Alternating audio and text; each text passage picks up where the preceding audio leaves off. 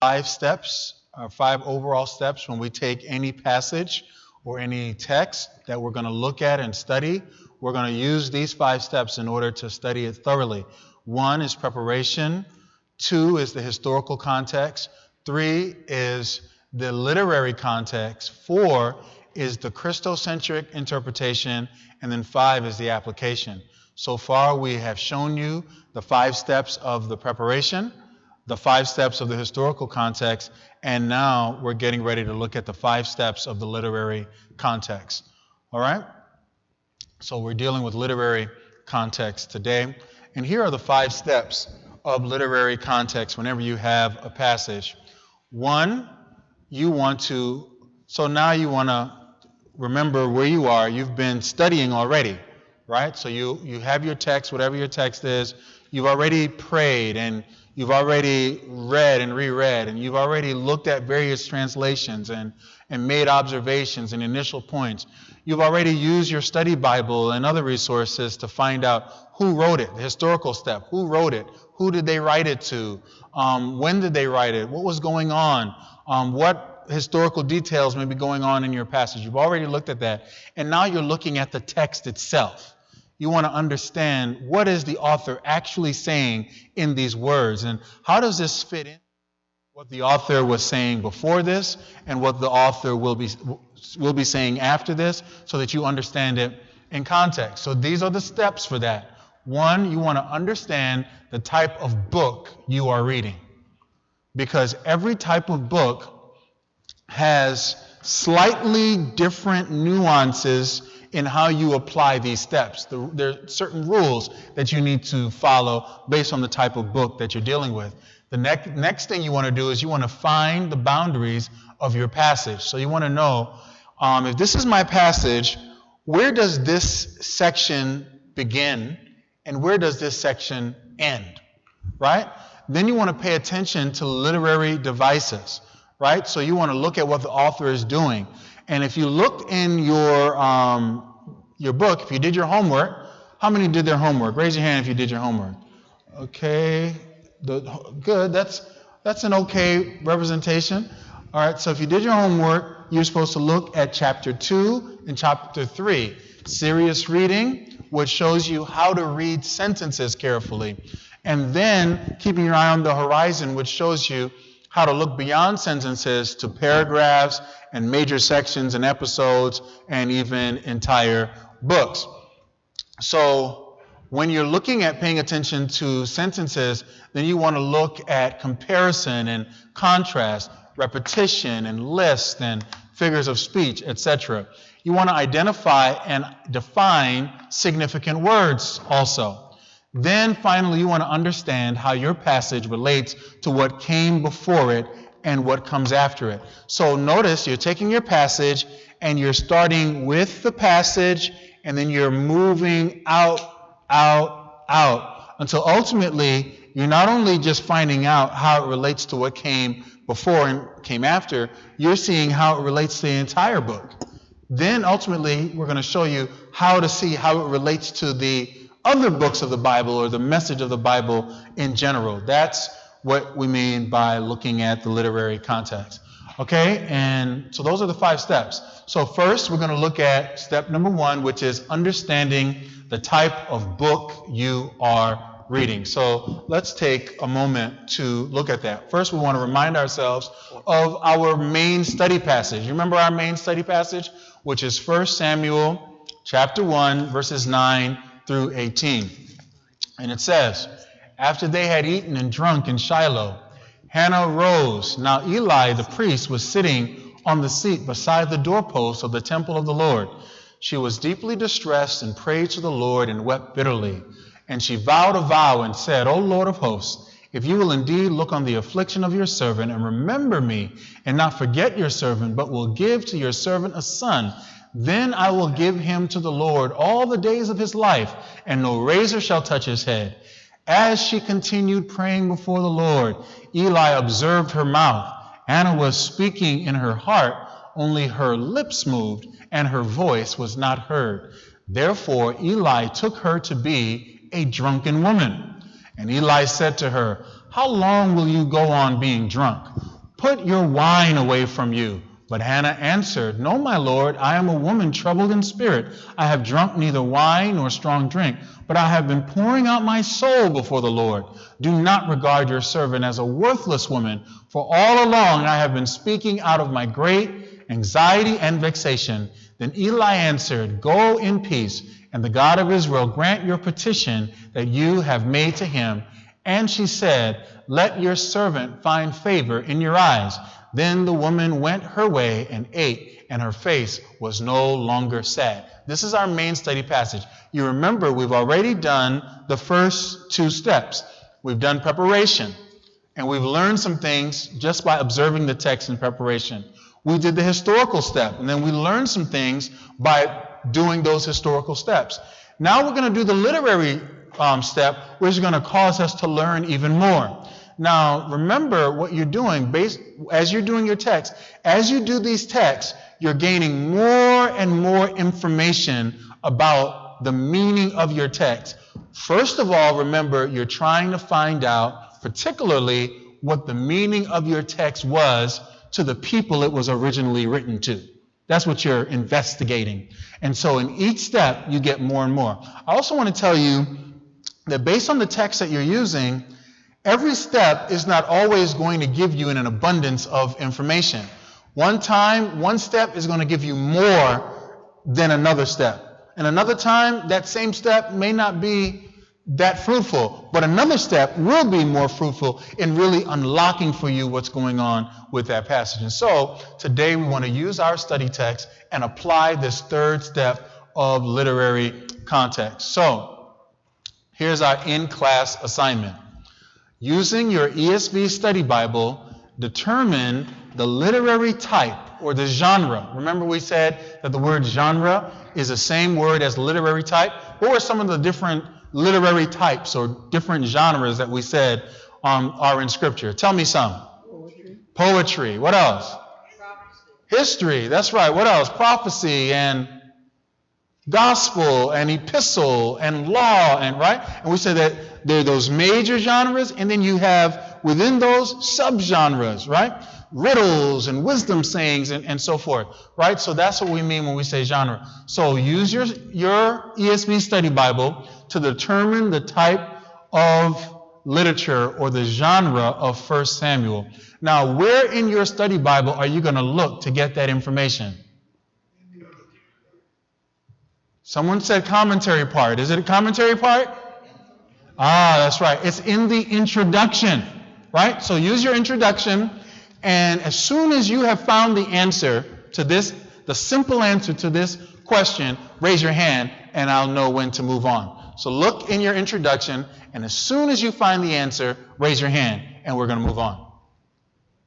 Using your ESV study Bible, determine the literary type or the genre of 1 Samuel. Okay, thank you. We want to encourage you to use the mic when we are asking questions or making statements so that those that are streaming will be able to hear us and benefit from your question.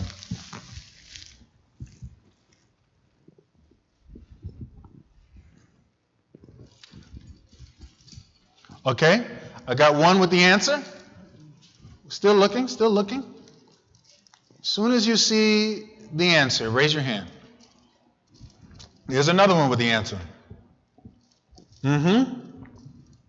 Another one. Another one.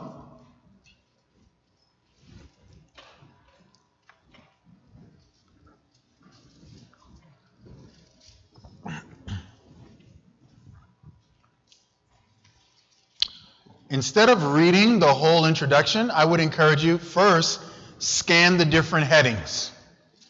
And then once you scan the different headings, I'll give you an idea of probably what heading is going to have more of that information for you.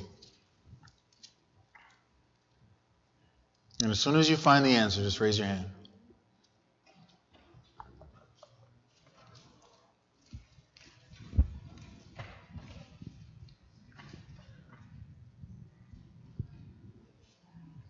Okay, good. We got another hand.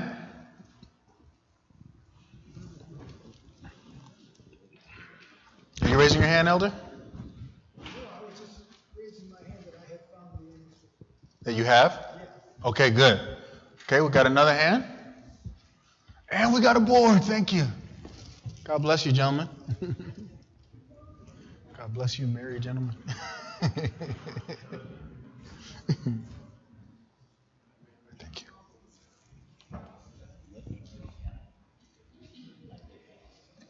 Any more hands? Anybody else see the answer? What type of genre or literary type is 1 Samuel?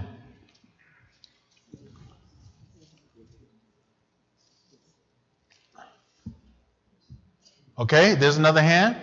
I'm going to give it. Okay. Kaden found it. Good. You found it? Okay. Everybody that raised their hand so far, raise your hand. If you raise your hand so far. Okay. So that's most of us that have found it. So, okay, here we go. We're going to do it right now. So, step one, understand the type of book you are reading, literary type. Genre of 1 Samuel is, it's a hero story. So if you looked under where it says literary features in your introduction, so right here it says literary features. Then right there under literary features, the very first sentence says, the primary genre of 1 Samuel is hero story. Did you see that?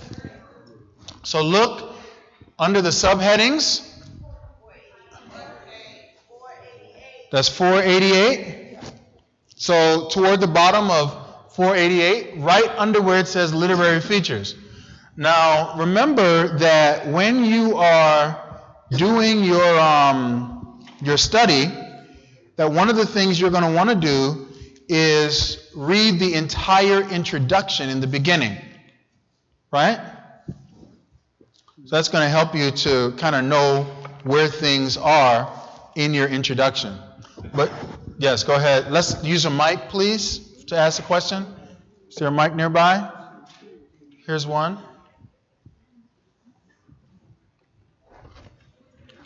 Okay, thank you. All right. Okay, just keep talking and it should come in. Just keep talking. This is the red mic. Testing, testing. 1, 2, 3. Let me see it. Let me see it. Okay, it's on now. Give it. I'm a little lost as to where we are. You asked a question and he said it was on page 488. Okay. Where are we? So. Okay, so they said it's different page if you have large print. So it's so that's it. Okay, so if you have large print, that's page 549. All right, thank you. All right, well, you see that, everybody? So right there in your introduction, it tells you what the genre is, and if you continue reading in that section, it's going to give you more of a sense of how you should approach the book based on the fact that that's the type of literature it is. Because if it's written this way, then that's a key to you that the author is going to use that style of writing in order to communicate the message that he's trying to communicate. So for instance, if it's a hero story, what you'll find further on in that same section, it says that it highlights 3 main characters. Who are those 3 main characters? Samuel. Yes.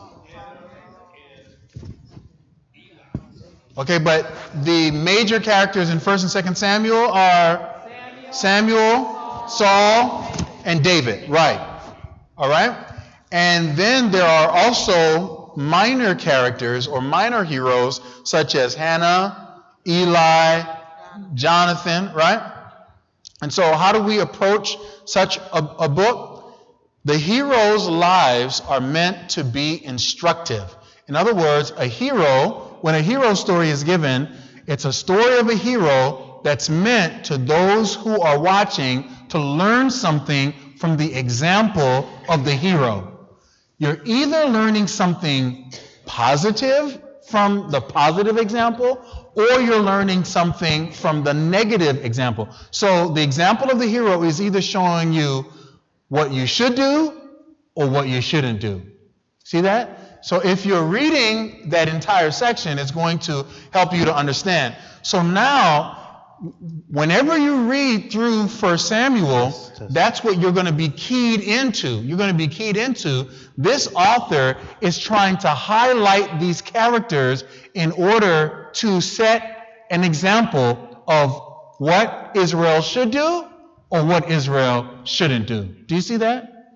Right? So as soon as you know that, that becomes an interpretive clue or an interpretive key to see how you should approach 1 and 2 Samuel. All right. So that's literary type. We want to continue now to our next step, which is find the boundaries of your passage. What we mean by this is our passage today that we've been using as our example is 1 Samuel chapter 1, verses 9 through 18. The story of Anna praying and Eli, talking to her, so forth and so on. But the question is, what's the boundaries of this passage? In other words, where does the author's thoughts begin and end in this section? Or where does the story begin and end in this section? Right? So I need to find that. So that's what we want to do next, is we want to find the boundaries of 1 Samuel 1, 9 through 18. So using your ESV study Bible, determine the boundaries of 1 Samuel 1, 9 through 18. Now, in order to make this a little easier, I'm going to give you a hint. Okay, here's the hint, everybody. When you look through your introduction, first of all, the answer is going to be in your introduction. When you look through your introduction, you're going to notice that toward the end of the introduction, for every introduction, they give you the structure or the outline of the book. And so the outline of the book is going to show you verse or section by section, the summary of each section and how it relates to the other sections. So when you look at the outline, you're going to see a major heading, and that major heading will be, so I think in this case is chapter 1, verse 1, all the way to chapter 7, verse 17. So that is one whole section, and then that section can be divided into minor sections, and they give that to you in the outline. So looking at that outline, what section is our text, 1 Samuel 1, verses 9 through 18, what section is it in?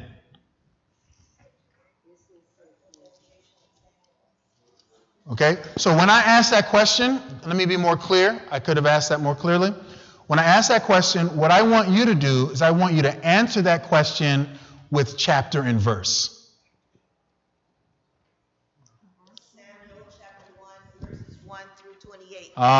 That's it. Did you get that? So it's 1 Samuel chapter 1, verses 1 through 28. So even though the verse that we're focusing on is 1 Samuel chapter 1, verses 9 through 18, in order to understand those verses properly, you've got to understand, this actually belongs to or starts in verse 1 and ends in verse 28. So there's no way I'm going to be able to interpret this properly without reading chapter 1, verse 1, all the way to 1, verse 28. You see that? But then your section is a part of a larger section, right? That starts in chapter 1, verse 1, and goes all the way to 7:26. So you need to read that. You at least need to read 1 verse 1 all the way to chapter 4 verse 1a. Do you see that? If you're looking at your outline, you see those sections clearly delineated. Do you see that? So this morning I preached from First Samuel, I'm using this as an illustration, okay? So I preach from 1 Peter chapter 4, verses 7 through 11, right? But you'll notice in order to convey the full meaning of those verses, I had to go to 1 Peter chapter 4, verse 1. Did you see that? Because really, all the way from verse 1 to the end of the chapter in 1 Peter is one whole section where Peter is dealing with one unit of thought that doesn't change until he gets to chapter 5, verse 1, and he says, and now the elders among you. Right? And so if we're going to understand 4, 7 through 11, we have to look at the larger section. So let me give another example.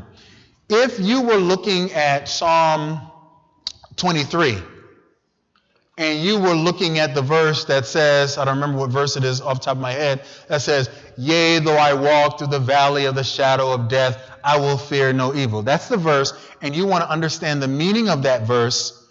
Well, what are you going to have to do? Where does it begin? So that's verse 4. So where does your section for Psalm 23 begin? Psalm 23, verse 1, and it ends in Psalm 23 at the end of the chapter, right? And so you at least have to read the entire 23rd Psalm in order to get more context of what he is saying in verse 4 when he says, yea, though I walk through the valley of the shadow of death, I will fear no evil.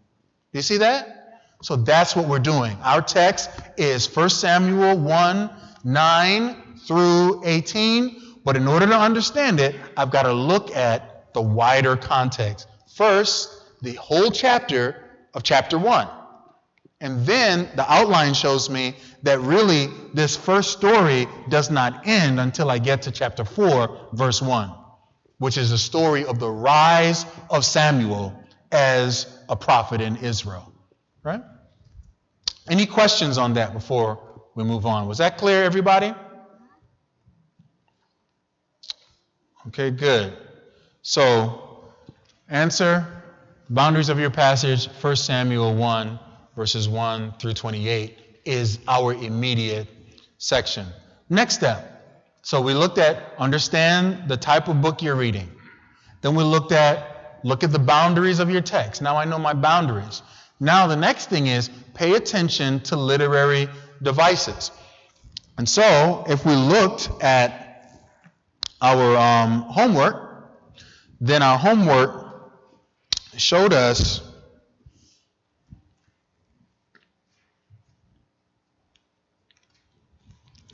literary devices that we should look for on the level of sentences,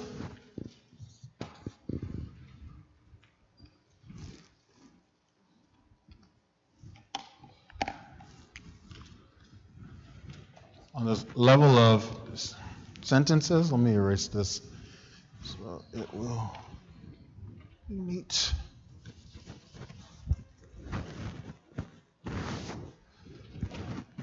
So maybe you can help me with this. What are some of the things that they said to look for on the level of sentences? If you can give it to me in order, I'd appreciate it. Okay? So repetition of words. Okay? Okay, so the first one is contrast. Okay? Okay, so comparisons. What's next? Okay, list. What's next? Okay, cause and effect. What's next? Figures of speech. What's next? Conjunctions. Conjunctions. Verbs. Verbs, which is a big one. And then Pronouns. what? Pronouns. It was a list of 9, right? Yes. Okay, So when you're looking at sentences, these are things that you want to pay attention to.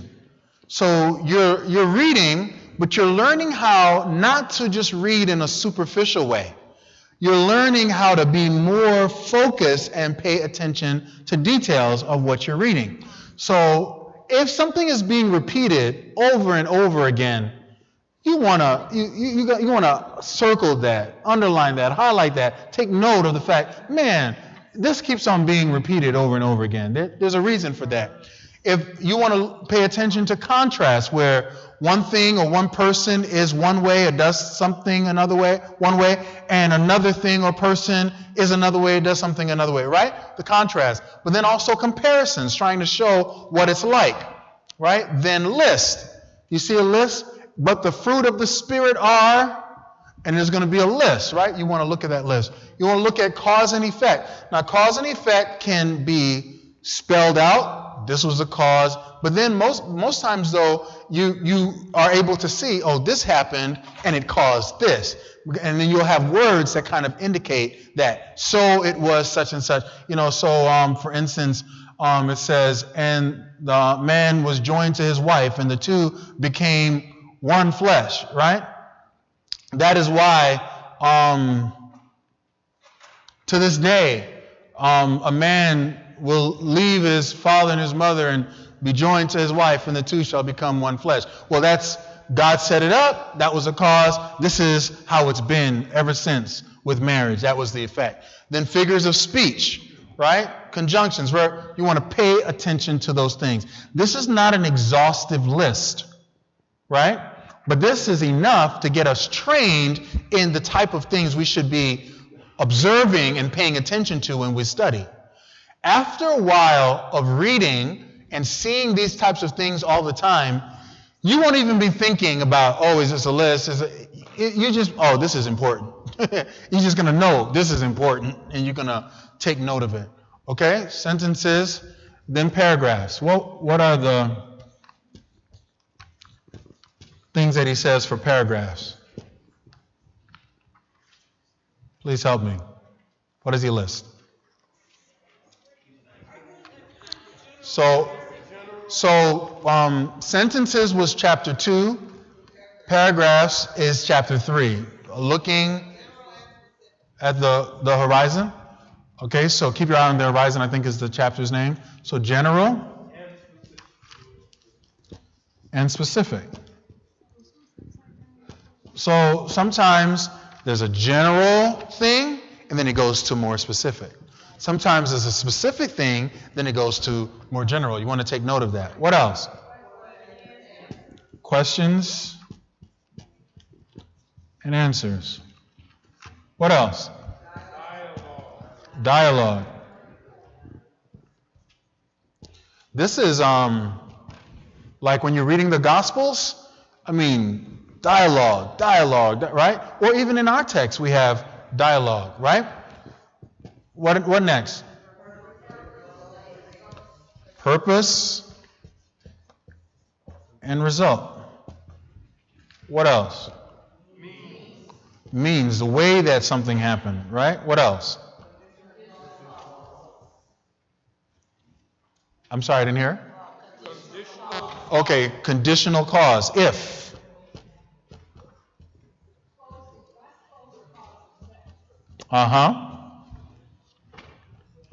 And some of these are very close. And in some ways, they're things that overlap. Okay, what's next?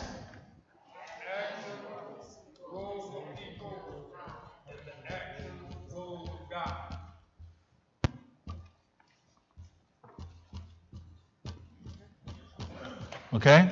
This is a big deal. You want to see who's doing what God is doing, what people is doing. Many times the meaning is behind that dynamic. Okay, what's next? Emotional terms. I like the example they give there from Galatians chapter 3. I don't know if you remember when we were doing our series in Galatians, we showed how Paul has sections where he's just teaching, this is what the scripture says, and then there's sections where he's just talking with like very strong relational and emotional terms. He says, I'm in the pains of childbirth until Christ is formed. You would have given me your eyes. What has happened to this, right? So we notice emotional terms. 9. Okay, so connection between paragraphs and what? And episodes, right? So that's good. So that's something, for instance, we would want to look at in what we're looking at. We have our section, we have our verse, and we have our section, but then there's a connection between our section and what's going to come next as the story unfolds between Samuel and the children of Eli, Hophni and Phinehas. Then the last one that they give is number 10. What's that? Story shifts. Okay. So again, this is not exhaustive, right? But this, by the time you look for these types of things and notice these types of things, you're well on your way. But just being in the habit of doing this, again, at first, it will be like, okay, what am I looking for? Is this the, okay, it will be a little bit slow going. But after a while, when you do it a lot, you'll read and stuff will just be popping out at you all over the place because you'll get in the habit of seeing it. The truth is, you'll start to do it without really being aware of exactly what thing you're noticing or in terms of what to name it. You'll just know this is important. Right? That's what will happen over time. So that's what they show us to do. So you have taken the time to, let's go back to the screen. You've taken the time to understand the type of book, to find the boundaries of your passage. You've paid attention to the literary devices, right? All of these different things that we just said. Then the next thing you're going to do is you're going to identify and define significant words. Matter of fact, I think I have an example for number 3 before we move on. I do. So here are a couple things we're going to notice about our text. This is not exhaustive by any means. I just want to give you an idea. So for instance, notice you have Hannah and Eli, and then what you're going to see as they interact with each other, you're going to see a dialogue, right? That's in this paragraph. Okay, then the other thing that I have is you have a conditional clauses, right? So notice in verse 11 it says, and she vowed a vow and said, if you will indeed look on the affliction of your servant and remember me and not forget your servant, but will give to your servant a son, then what? I will give him to the Lord all the days of his life, etc. That's conditional clause. See what else we have. Here, pouring out my soul. What's pouring out my soul?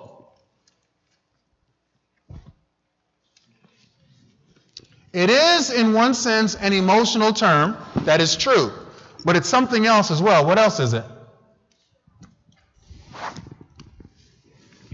Let's go through the list. Repetition, contrast, comparison, list, cause and effect, figures of speech. That's right. It's a figure of speech. Because she's not actually pouring out her soul, right? But she's using the imagery, the figure of something being poured out to say, I'm pouring out my soul. That's a figure of speech. Good. And we have, so do not regard your servant as a worthless woman. For all along I have been speaking out of my great anxiety and vexation. It says, then Eli answered, go in peace, and the God of Israel grant your petition that you have made him. Another one says, and she said, let your servant find favor in your eyes. Then the woman went her way and ate, and her face was no longer sad. What's that?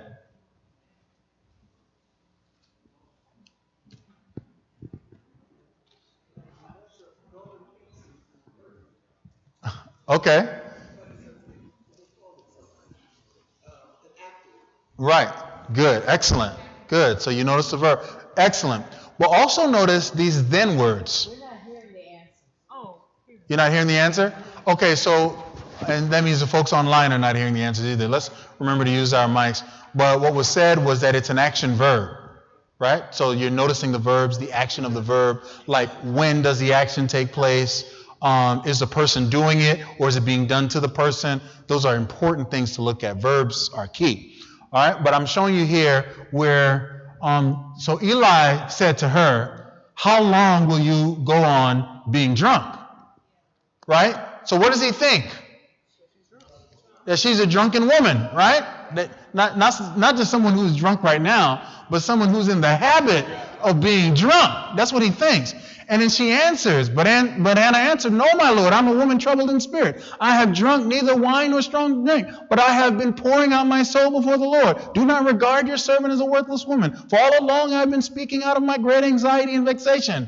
Then Eli answered, go in peace, and the God of Israel grant your petition that you have made to him. So he thought of her one way, then she says what she says. Then what happens? He changes, right? So what's that?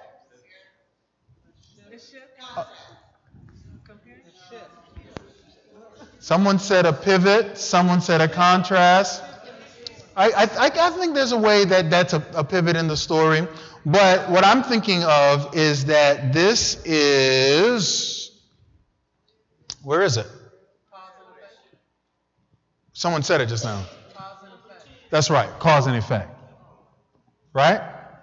Right? So because she has shared what's really going on, the effect is that his idea about her has changed. And then there's another cause and effect there at the bottom where she wasn't eating, she was sad, her face was fallen, so forth and so on.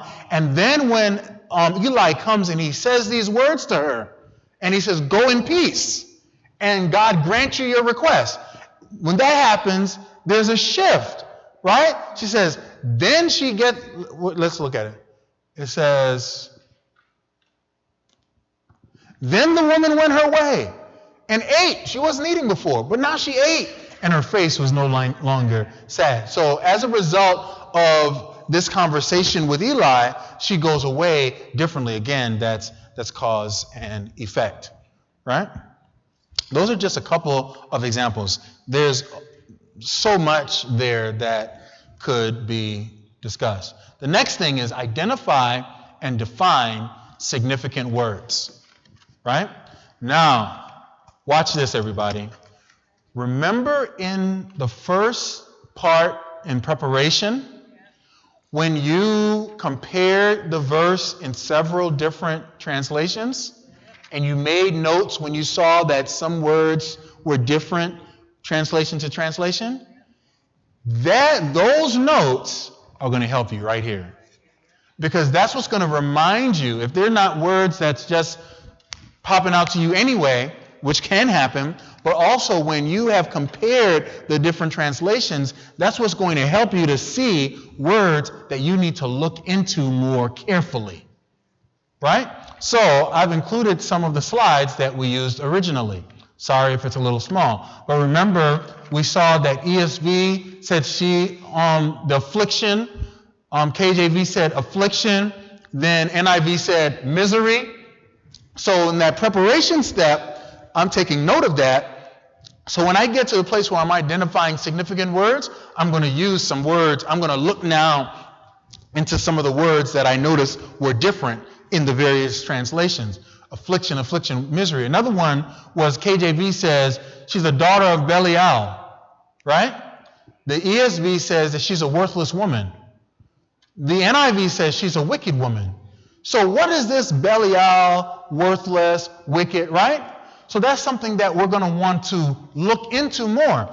But notice how my preparation step helps me now that I get to the step where I want to look more into significant words. Because just reading it, it may not occur to me to say, you know what, I need to get a better understanding of what's going on with this Belial word, with this word, even especially if you're not reading KJV. Right? Say you're reading another translation that says worthless, I got it. She's a worthless woman. Okay, I got it. No, but you don't got it. But if you looked at various translations, you'd be able to say, there's something going on here that I need to pay attention to. One says Belial, another one says worthless, another one says wicked. Okay, so now when I'm doing my literary step and I get to this part where I need to identify and look into significant words, that's ding, ding, ding, ding, ding. That's going to be a significant word that I'm going to look into. Yes.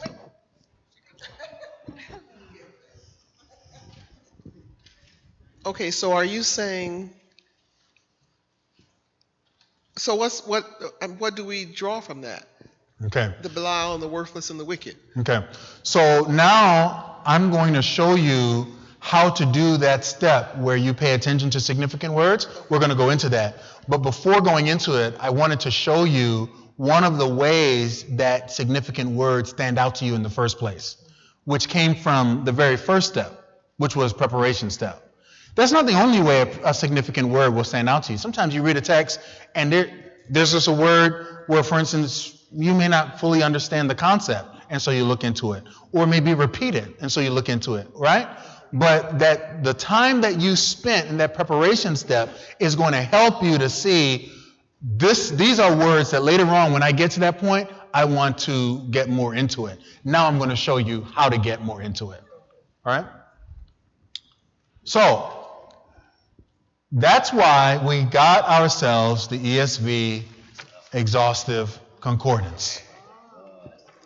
Because this is how you're going to be able to get deeper into the words. Now, the first person, or the most notable person to do an exhaustive concordance, he wasn't the first, but he was the most notable, was James Strong, right? Quite a while ago. And he did it with the KJV, and he had a team. And what was very helpful about Strong's method was that Strong's used numbers so that people would not have to know Hebrew or Greek to be able to look up the word. All they had to do was see the number and look up that number, and they would be able to know the meaning of the word, right? Well, from the time that James Strong did that till now, those who deal with biblical languages have learned so much more about how those original languages work that in order for them to use James Strong's numbers, which would have been ideal, they would have had to change about 1,000 or more numbers, so that by the time they did that, it would no longer be James Strong's numbers anymore. So what they did was they came up with another system of using English words for the definitions so that you can look up English words in order to know what you're looking for. And which actually is, if not just as simple, even more simple than it was. We call it an exhaustive concordance because what it does is it lists every word that's used in the scriptures. Almost, right? There's about 92 words that they don't use for special reasons, right? You could read the introduction to the concordance and it explains all of that. But every word that you're going to need, they have it listed where it shows up and what a little snippet of its context and what word is being translated and what dictionary to look in the back of the concordance, so you'd be able to find that word. So, it has the word, the listing, as I just described, and then it has a glossary in the back. So the Bible was written in 3 languages, 3 original languages. The Old Testament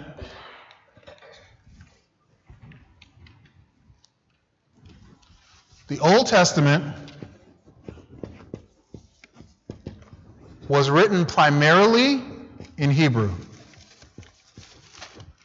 But there are parts of the Old Testament, a smaller part, that was written in Aramaic, which was a language very close to Hebrew.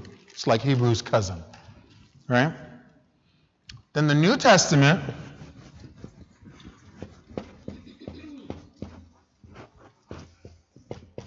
was written in what, everybody? Greek. Right. So, you have 3 dictionaries at the back of the concordance: Hebrew, Aramaic, and Greek. And you don't have to know Hebrew, Aramaic, or Greek in order to use it, because it's coded by English words. I'm about to show you how that's so and how it works. All right? So, for instance, we're going to use this word from our thing. Don't regard your servant as a worthless woman. Remember, we saw that word before. In KJV, it says what? Belial. Daughter of Belial. Right?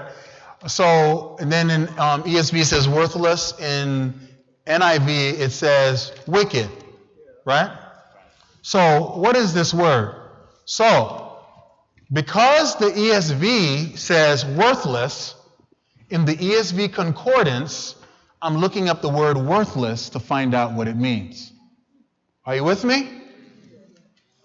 So when I open my concordance and look, I'm going to go into the W's, worthy, worthless, right? Then it's going to have here shows how many times that word occurs in the ESV, right? Here, which is 50, here is going to show you the biblical references where this is found. Of course, this isn't the full list. I just gave you a snippet from the concordance, right? But so it's found in these books, these chapters, these verses. And then you get a little snippet of where it's found, just enough to give you a little context, right? And no water, and we load this worthless food. Remember that story? Right? So, it tells you, look up worthless, and then, so you're going to look up in the back, worthless, then there's this little H next to it. That means look up worthless in the Hebrew glossary. Right? Here, you see the same word in Judges 9:4, then a little description where it says, which Abimelech hired worthless and reckless fellows. But in order to find the Hebrew word that's being used here, although they're translating it worthless in the ESV, there's a different Hebrew word behind it. So look up empty. And you're going to look up empty and then it shows you there, I think that just says H.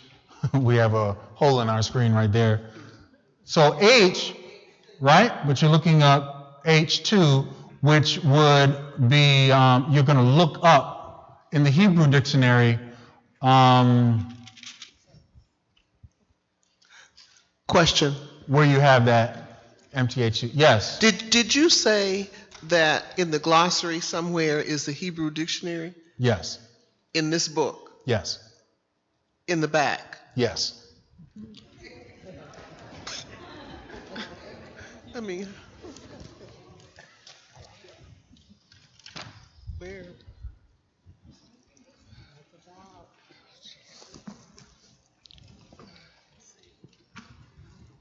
No. What? Oh, okay. Come on.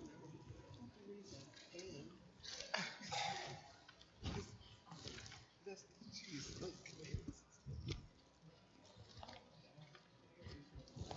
So if you look on page 1377,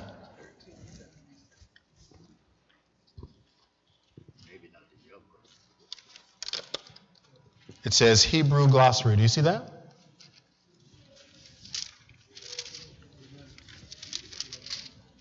Is everybody there? I'll give you a moment. But what about large print? Well, this doesn't have large print. This is all the same. Right, this is all the same. So here, as a reference, this is where a good magnifying glass is going to come in. Or for those who absolutely need it today, we have just a couple page magnifiers where you put it on the page and it'll magnify. But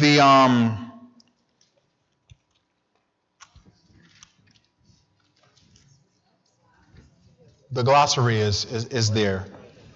All right? So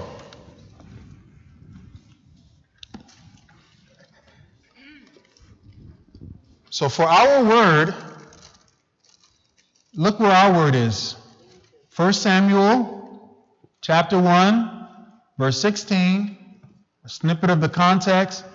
Do not regard your servant as a W, that W is for worthless, woman.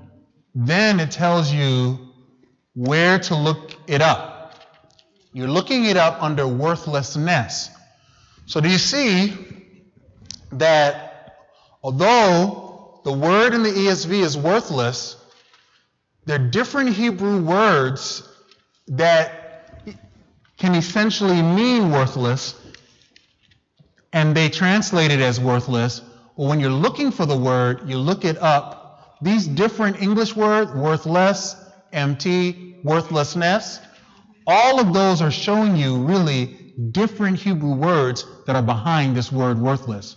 So worthless in Numbers 21:5, the Hebrew word for worthless food is not the same Hebrew word for worthless woman in 1 Samuel 1:16. Right? But you don't have to be worried about all that. All you need to do is find your word, which is worthless, go to your text, worthlessness, look for worthlessness. And so when you look up worthlessness in the Hebrew glossary, what you're going to find is this entry. Worthlessness. It's going to give you the Hebrew that's there. You don't have to know it, because right next to it, it pronounces it for you. Belial. Belial. Right? And then it shows you 27 times it is used, that word is used. It's a noun. N means it's a noun.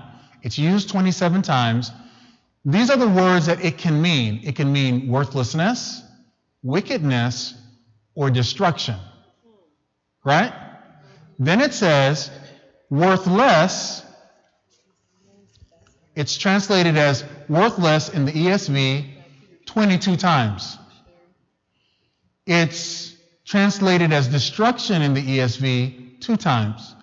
It's translated as unworthy in the ESV 1 time. It's translated as scoundrels in the ESV 1 time. It's translated as deadly in the ESV 1 time. Right? You're in this part where it's translated 22 times as worthless. But this word worthless could mean worthlessness, wickedness, or destruction. Well, our context is going to help us to understand which of these words in the range of meaning we mean. Right? Question. Yes, go ahead. All right, I'm in the Hebrew, but I don't see that word. Worthlessness? Page 1448. So Hebrew dictionary. Where? I'm going to go to the W's. I'm going to look at that word at the top, It's in the middle column. where the W's are, until I see a W-O. Right? And when I Middle find column. that W-O, I'm going to look. It's alphabetical. So I get into the middle here. I get to wormwood, worn Okay. out. Sorry, I was an Aramaic. Okay, no problem. So in the Hebrew, and then also, as you start to use it, it's going to take a moment just to get used to using it. But once you get used to using it, boom, boom, boom. Right? You're going to find worthlessness is what you're looking for, and then you're going to have the entry that I just shared with you. Yes, Sister Reavers. Please use a mic.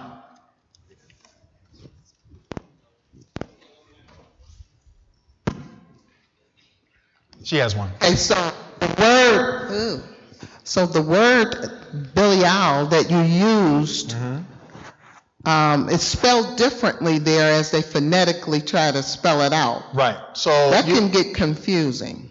No, not really. If you understand, if you look in a dictionary, the same thing is in a dictionary. No, I'm saying the comparison between the two words. I might have seemed like they would have also had the word spelled as you used it on the presentation.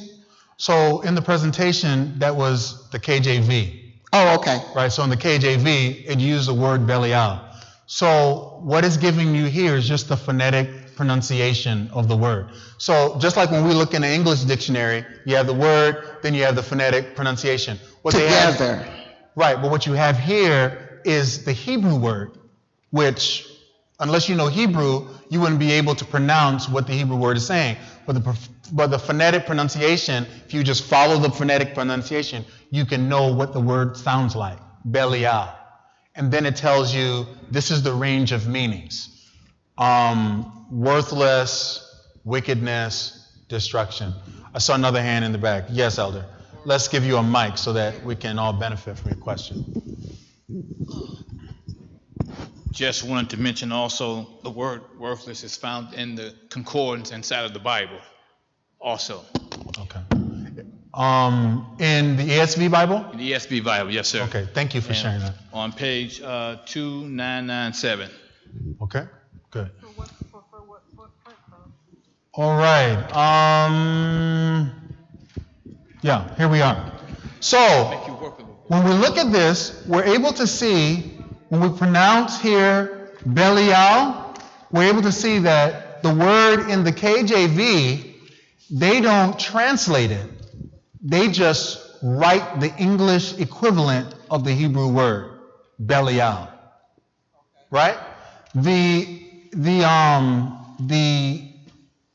ESV uses the word worthless. The NIV uses the word wickedness. But this is the range. Worthlessness, meaning having no worth, or wickedness, right? Which has to do with moral character or lifestyle, right? Or destruction, which means essentially something is going to be destroyed because it has no value. It's worthless, right? Let's use a mic, please. Wickedness.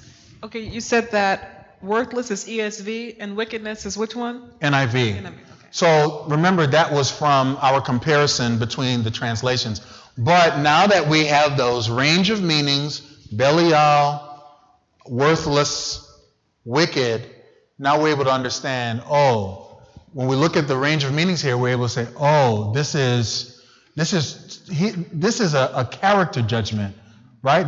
He's trying to say, she's saying, don't think of me a certain way in terms of my character or my lifestyle, right? Don't count me as one of these wicked women. Now I'm going to show you something else. That may be easier to see without the concordance, but what I'm about to show you now would not be necessarily as easy. If I continue to look in the concordance where the word worthless is found, what I'll notice is listed, there are other places in 1 Samuel and 2 Samuel where the word is used, and it's the same Hebrew word, and I know it's the same Hebrew word because it says worthlessness, right? Look at this, 1 Samuel 2:12. And then notice, 1 Samuel 2:12 is in the first section, right? So remember, chapter 1 through 28 is my immediate section, but that's a part of chapter 1 all the way to chapter 4, verse 1. So look, very soon in chapter 2, verse 12, the Bible writer says, now the sons of Eli were worthless men. Do you see that? Now, why is that important? Why is that important to our understanding of our text that we're dealing with today? So notice, Eli thought that Hannah was what? Drunk, but the word that's used is he thought that she was a daughter of Belial, or she was a wicked or worthless woman, right? But what are his sons? They're the same thing. Now, as Eli is looking at Hannah and misjudging her, he sees a righteous woman, a woman who's in prayer, a woman who's seeking God, a woman who wants to and will end up giving her child to be consecrated to God, right? That's what he sees. But when he sees that, he judges it as a worthless woman. But yet, right under his nose are his sons, who are stealing the offerings of the temple worshipers, who are sleeping with the young women who come to help in the temple, right? Right under his nose. And he has no idea. His sons are worthless men. It's not until the people come and complain to him about his sons that then he says, oh, and then he goes to talk to them and he gives them a little talk that doesn't really mean anything because there's no consequences, right? But what is that telling you about Eli? Okay, I just heard two. One said he has blinders on. Another one says he does not have good judgment. So, come on, everybody. Back to our text. 1 Samuel 1, verses 9 through 18. Here's the character Eli. It's a hero story, so I'm supposed to be learning what? From his, I'm looking for a word that starts with E, example, right?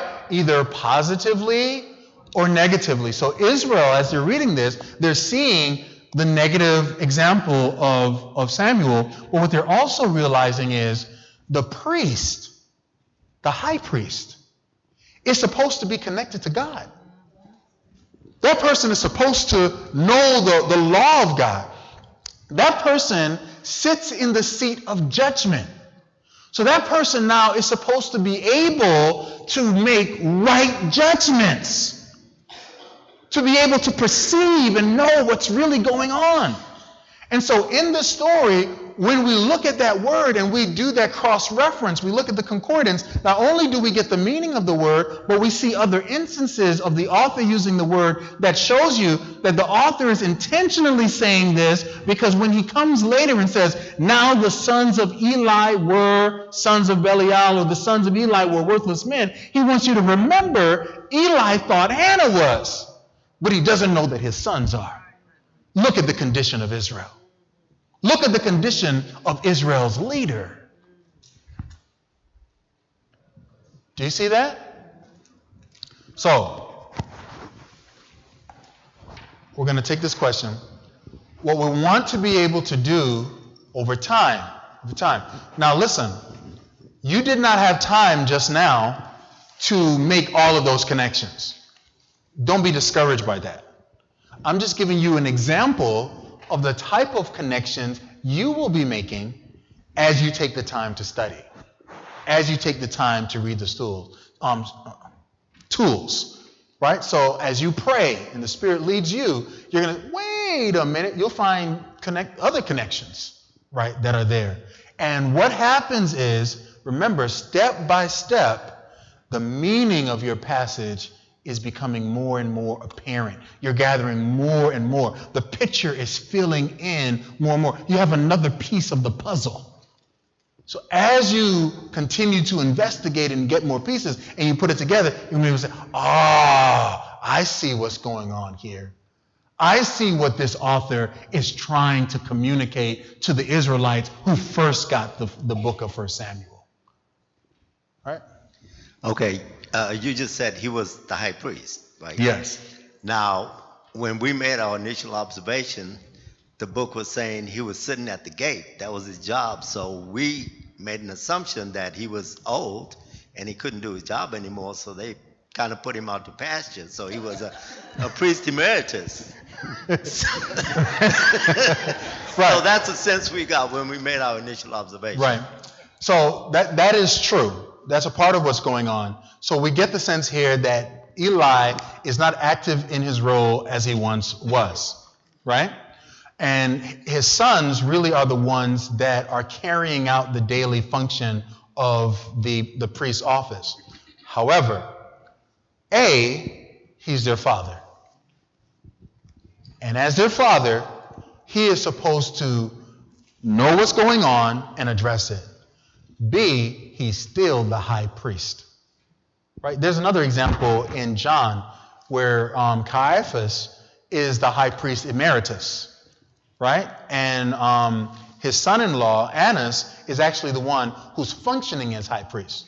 But Caiaphas, when they're trying to figure out what to do with Jesus, Caiaphas says, "You fools, you know nothing. Don't you know that it's best for one man to die for the nation?" And then John says, and he being high priest that year prophesied, the Lord spoke through him.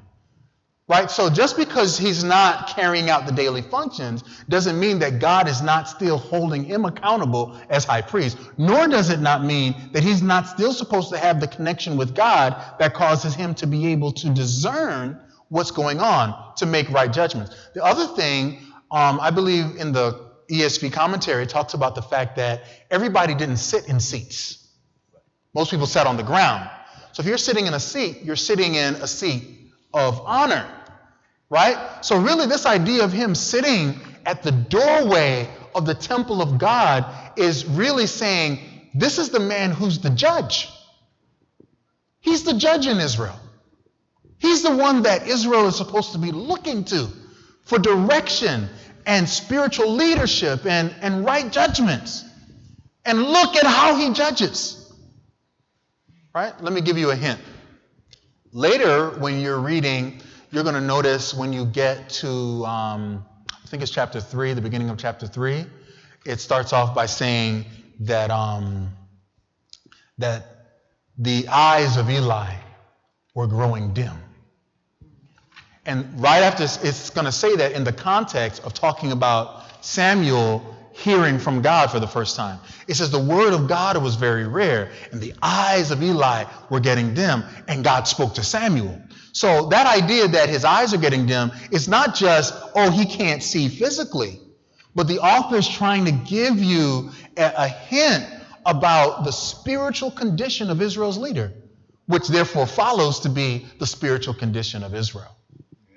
Right? So as you're taking the steps, what's happening is you're gathering more and more insight, another piece of the puzzle. And as you put it together, it starts to give you more clarity about what your text is really about. Key to this, what the author is particularly trying to convey. Now remember, there are many things that we can get from a text in terms of its application, how it relates to us, and so forth and so on. And there are many examples or illustrations that a text may make. That may be fine. But what we're trying to get to more than anything else is, when this author wrote this, what was he trying to convey? What was he trying to dwell on? What was he trying to bring out so that the Israelite, so all these little things that I'm saying, the Israelites that are hearing this or reading this, they know these cultural things. They know who he is and what he's supposed to be about. So when they, it's like, man, look at how he misjudged her. And then right here in his own house, he has these sons who really are what he thinks she is, and he doesn't even know it. What's going on? Right? Okay. My comment on that is I thought he did know what they were doing, so that's why he judged Hannah so harshly, because of his baggage. He knew what his sons were doing, and so he was thinking, this is the same thing. Yeah. Then I said, okay, well, he's human too. So that's when I said, Yeah. He's old and all of that, so I had to put that into mind. Because I was really upset with it. So it's like, yeah, he's doddering. We'll give him a pass, right? What happens when you read that, finish reading that section all the way to chapter 4, verse 1, you're going to notice that 1 is going to say that the people came to Eli and told him, right? So the text doesn't necessarily say Eli already knew. It says that really the people came and told him. And when they came and told him, then he went and said, you bad, bad boys. You're so bad. Don't be bad anymore. So right? we hadn't gotten to the boundaries part yet. Otherwise, we hadn't gotten to the boundaries. Otherwise, we would have caught that. Right. I got you. Very good. And so they do that. And then after that, it's after that a prophet comes and tells Eli that judgment is coming. Because he knows now and he hasn't done anything about it. He gives them a talking to rather than at least kicking them out of their position. Really, these guys were worthy of death. We had a study on Eli before, and I had the impression that Eli, though he might not have actually known what his sons were doing, he raised those boys and he knew them. He knew they were not what they were supposed to be, because they weren't just acting up when he wasn't looking. They weren't listening to him. That's right. It was his training all along. He was a permissive parent who didn't like conflict and didn't like discipline. That's what it's all about. Okay. All right. Let's move on quickly. Okay. So then after you've done that, so look at what we've gained just by going through these steps. We understand the type of book, so now we know how to approach it, what we're supposed to be looking for and keying in on. We found the boundaries of our passage, which is going to help us to get more context when we read it. We've paid attention to devices, right? That gives us an idea of things to key in on. Then we identified and defined significant words. We used one example. That doesn't mean that that's the only word that you could do. There were other words that you could have used. Like I would have looked up the word for affliction and misery also, right?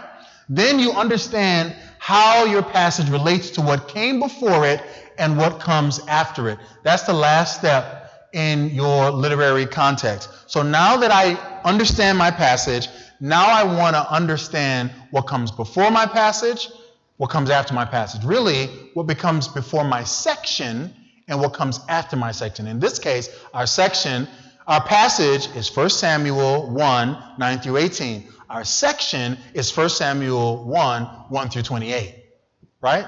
And that's the first section of the book, so there's nothing that comes before it, right? But there's going to be a lot there that sets up what's coming next, right? So I want to look at the next sections, right?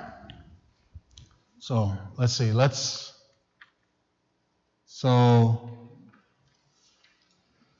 Okay, so we kind of did this already. Using your ESV Study Bible, determine the sections that immediately relate to 1 Samuel 1, 9 through 18.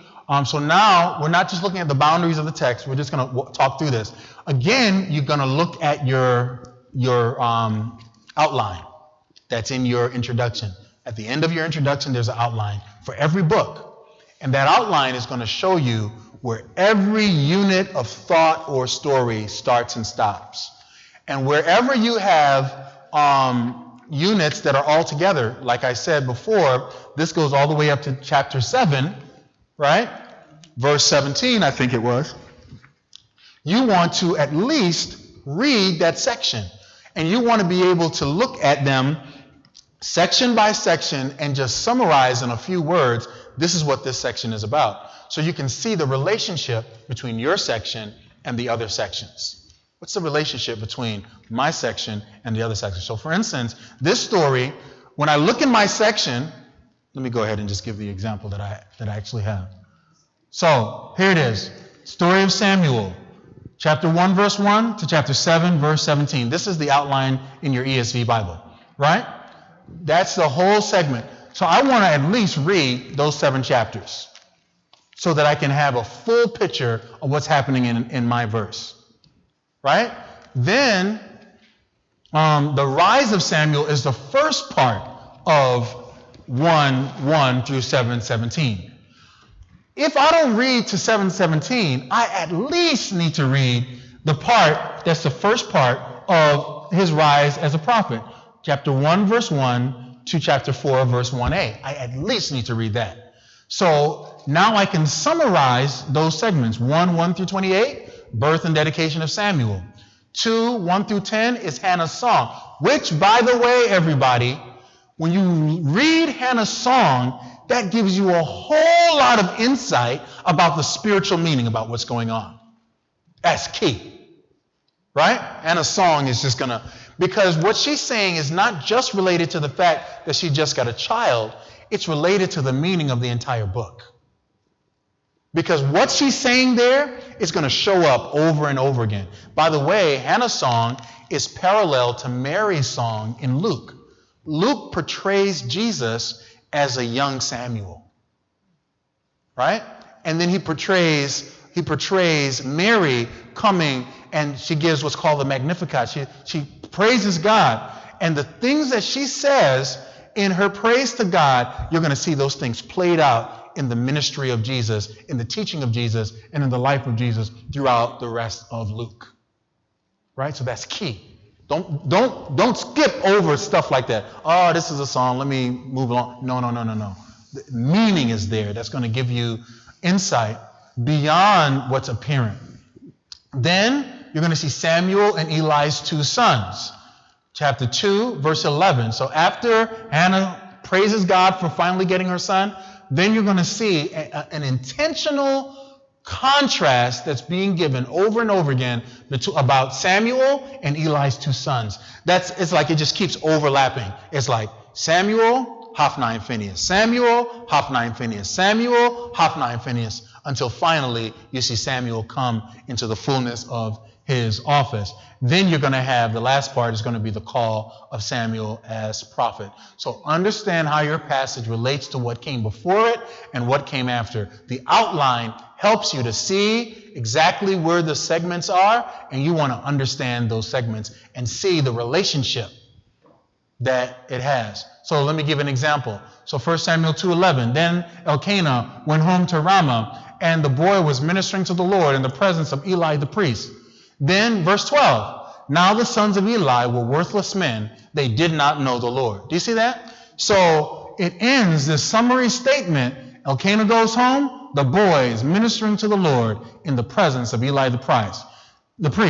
Then, now the sons of Eli were worthless men. They did not know the Lord. Introductions to the story is significant, right? So these words right here, everything you're about to read next, you need to understand about Hophni and Phinehas. You need to understand they're worthless men and they do not know the Lord, right? Then, again, verse 21, indeed the Lord visited Hannah, and she conceived and bore 3 sons and 2 daughters. And what? The boy Samuel grew in the presence of the Lord. Now, Eli was very old. Very next verse. Eli was very old, and he kept hearing all that his sons were doing to all Israel, and how they lay with the women who were serving at the entrance of the tent of meeting. Right? So, Samuel, Eli's sons, Hophni and Phinehas. Then again, now the boy Samuel continued to grow both in stature and in favor with the Lord and also with men. Where have you heard that before? Jesus. That's the description of Jesus in Luke 1, the end of Luke 1. Well, Luke is quoting from 1 Samuel. So he's casting Jesus as a new Samuel. Pay attention. Right? Remember, we're going to get to Christocentric application? Pay attention. And then verse 27, the very next verse. And there came a man of God to Eli and said to him, thus says the Lord, did I indeed reveal myself to the house of your father when they were in Egypt? And then he says more, why then do you scorn my sacrifices and my offerings that I commanded for my dwelling, and honor your sons above me by fattening yourselves on the choicest parts of everything offering, every offering of my people? So again, this whole segment is going to be talking about the wickedness of Hophni and Phinehas after it just talked about the virtue of Samuel. And remember again, it's a hero story. Samuel is being lifted up as the positive example. Hophni and Phinehas are the foils or the contrast to Samuel. Then, and I will raise up for myself a faithful priest who shall do according to what is in my heart and in my mind. And I will build him a sure house, and he shall go in and out before my anointed. For how long? Forever. That's key, everybody. I'm going to raise up for myself a faithful priest.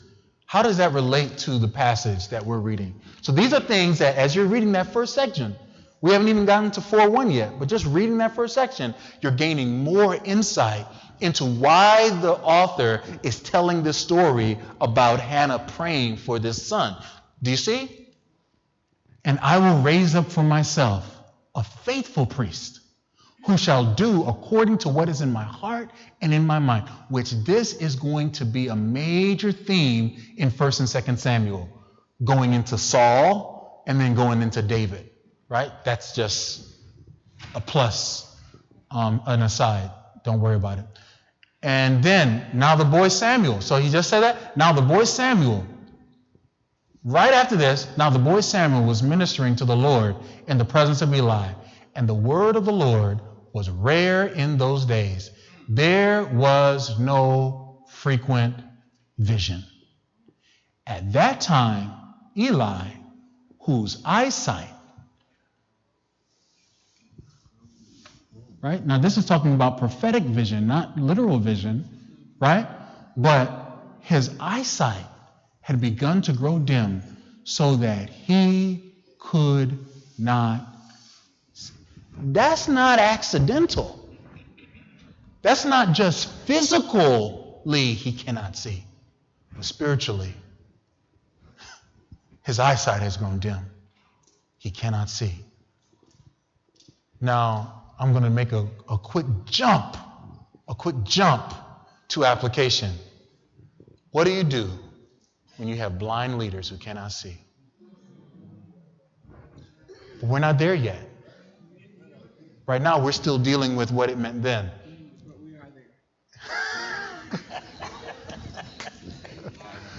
So, listen, again, everybody, I do not want you to be discouraged. Don't say, oh, Pastor, I can't do that. You have not had an opportunity to read through this and really absorb it and pray and make connections. I'm giving you an example of the type of connections you're going to be making when you follow these steps.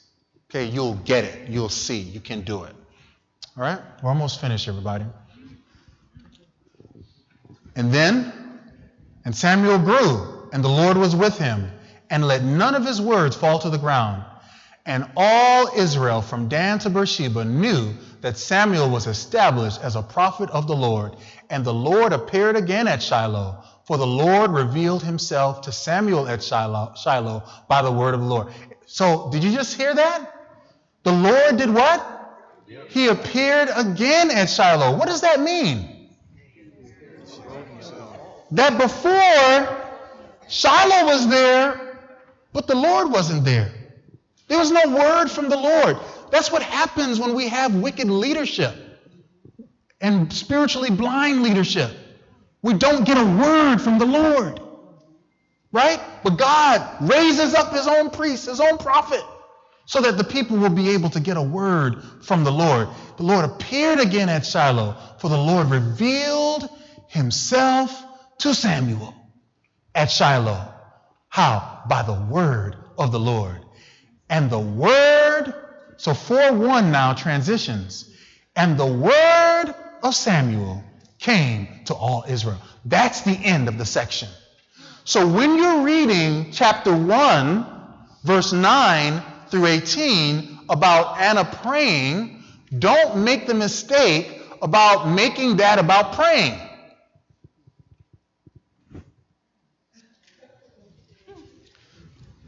No doubt we can learn some things by her example about prayer. That's true. That's not invalid. But that's not the point of the author. The author is not so much trying to say a primary message. That's secondary, it's there. But his primary message is to show how God comes, I'm giving you all the answers, how God comes to provide for his people spiritual leadership in a prophet and a priest. How does it happen? It happens by God performing a miracle in the dead womb of a barren woman. That's good, Pastor. That's really good. That's a good word. I'm hoping I can make these connections. Yeah. Because on face value, I would not have compared Samuel to Jesus. I just wouldn't. Yeah. Well, first of all, we haven't gotten to that step yet. Right? So I haven't told you how to do that yet.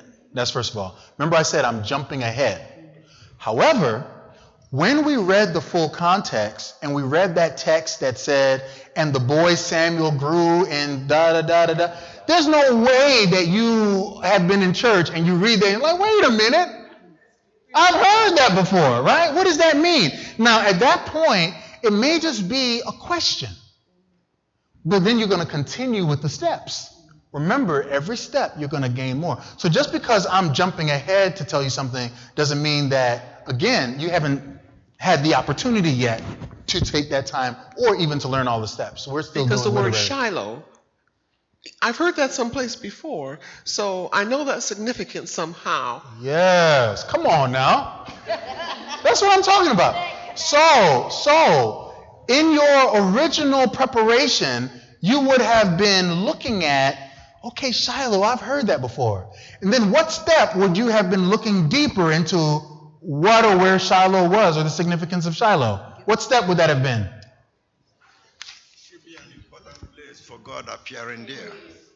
Okay, yeah, it is an important place for God to appear. But in the steps, what step would have led you to dig deeper into what Shiloh was? That's it right there. Right? All of the versions, I think, say Shiloh, but it's the historical context.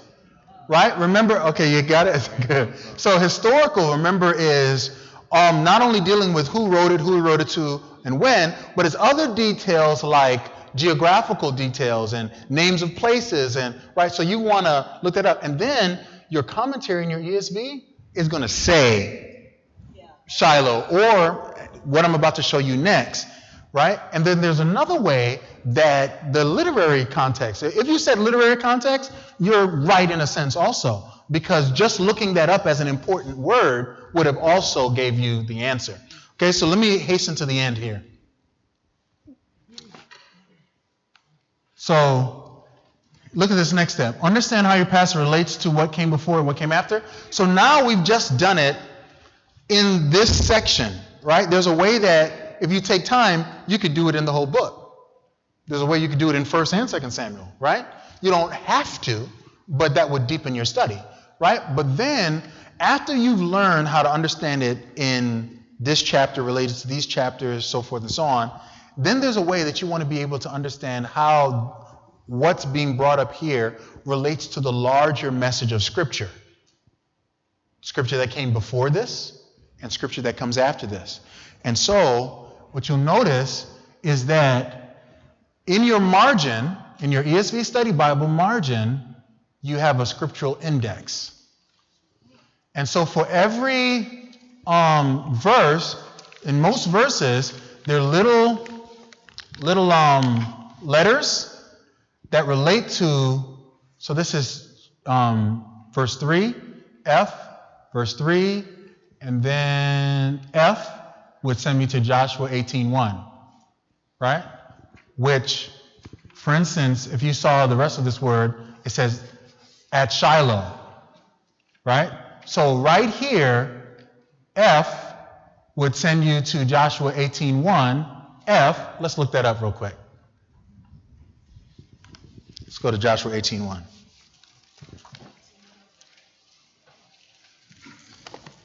Joshua 18:1 says, "Then the whole congregation of the people of Israel assembled at Shiloh and set up the tent of meeting there. The land lay subdued before them. Right? So the tent of meeting, if you look that up, if you don't know what that is, that's the tabernacle. That's the sanctuary. So that reference, it's fortuitous that the very thing that you said is right here. So that reference,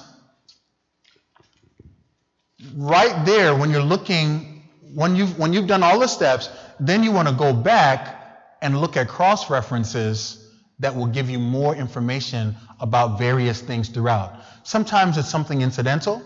Sometimes it's something very meaningful. Sometimes it's super important, right?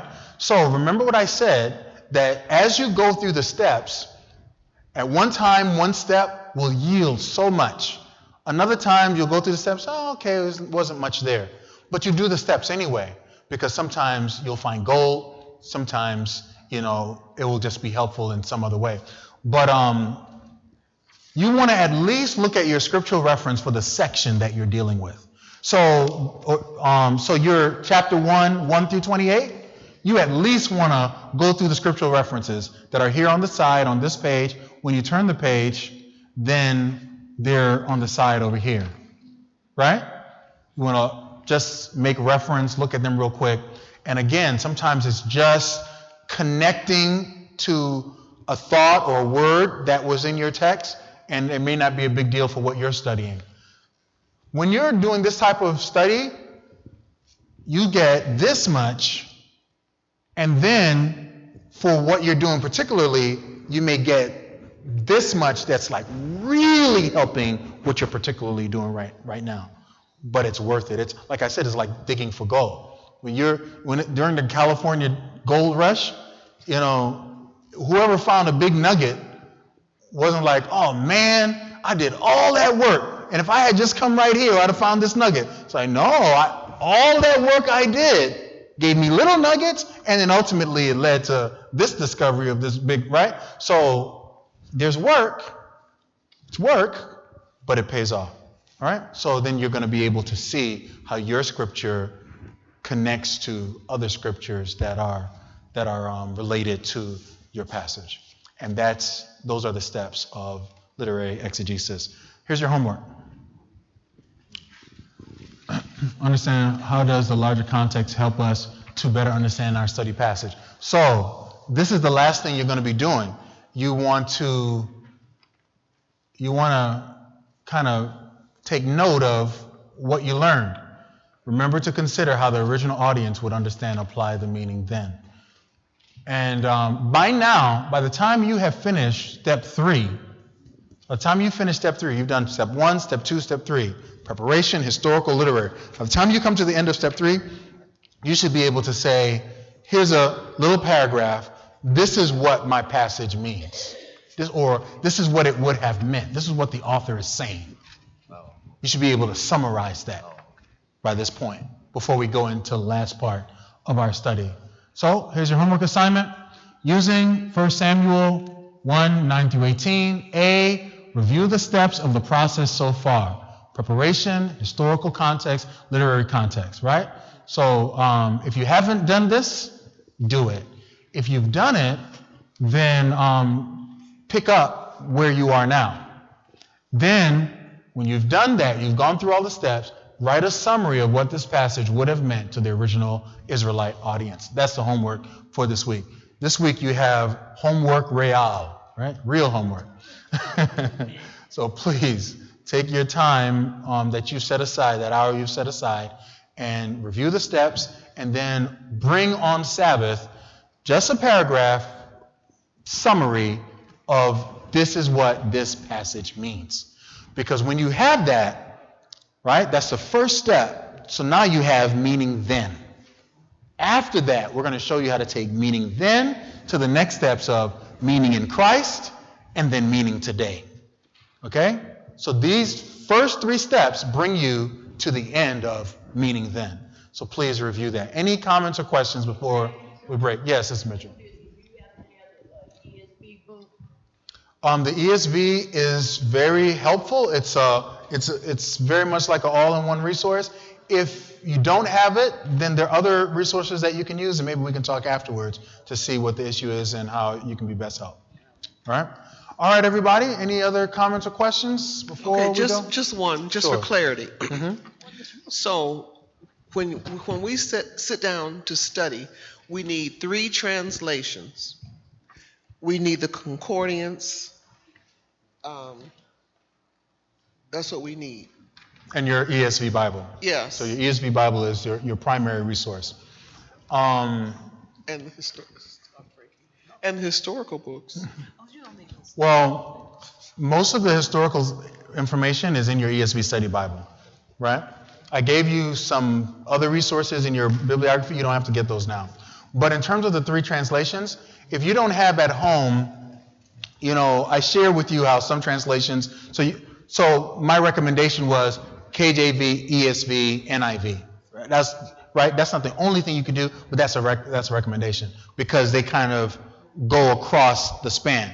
So you should have at home, you have an ESV, you should have at home a KJV and maybe NIV. But the easiest thing is to go online, go to Bible Gateway, just cut and paste onto a piece of paper, and then you have it. Or you have you may have a parallel Bible that has all 3, right? Yes, sir.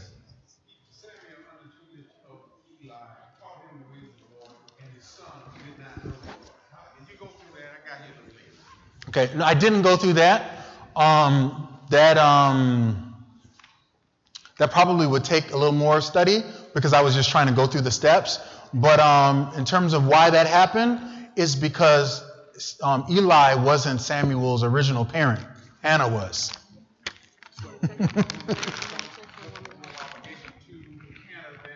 Well, Anna's rearing, remember she kept him until he was old enough to go. Her rearing laid a foundation for Samuel that made a big difference in his life. Yeah. All right, let's stand for prayer, everyone. Before we pray. Oh, sorry, go ahead, Frederica. It's fine. Hi, everyone. It looks to me like you guys ate well today, and because everyone stayed awake, I'm happy. All right. Yes, I am the person that calls people out. That's my job because I take attendance. All right. So people who wanted large prints, I had in more people who needed large prints than who originally told me, and so I have sent back a box of regular print that I got, so meaning that there is a delay in getting the large print. So if you wanted large print, I don't have them with me today.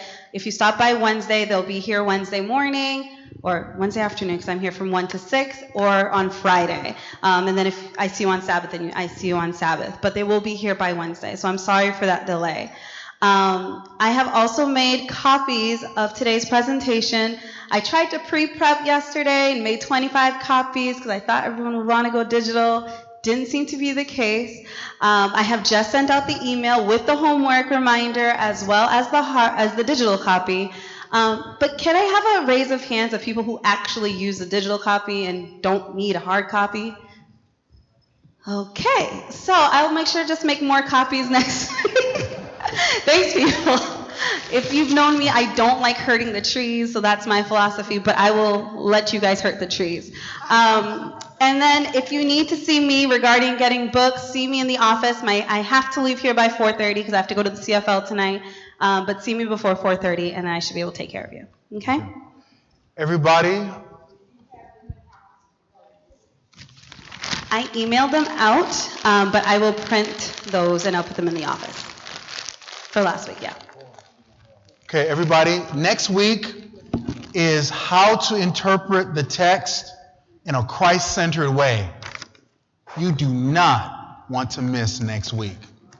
You don't want to miss it. It's key. Let's stand for prayer.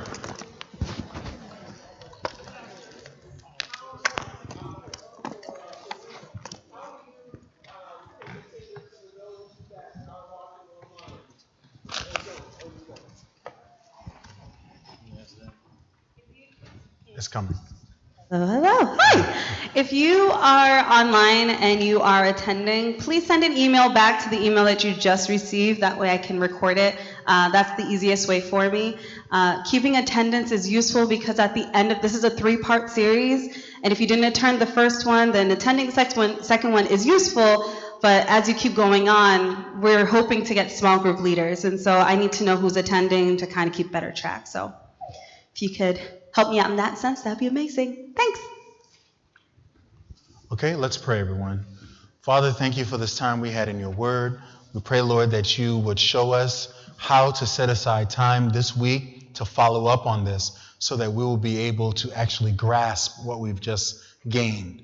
Lord, we pray that you'll lead us by your Spirit and show us how you are willing to reveal yourself to us in your word, just like you came and revealed yourself to Samuel. Lord, that's what we want.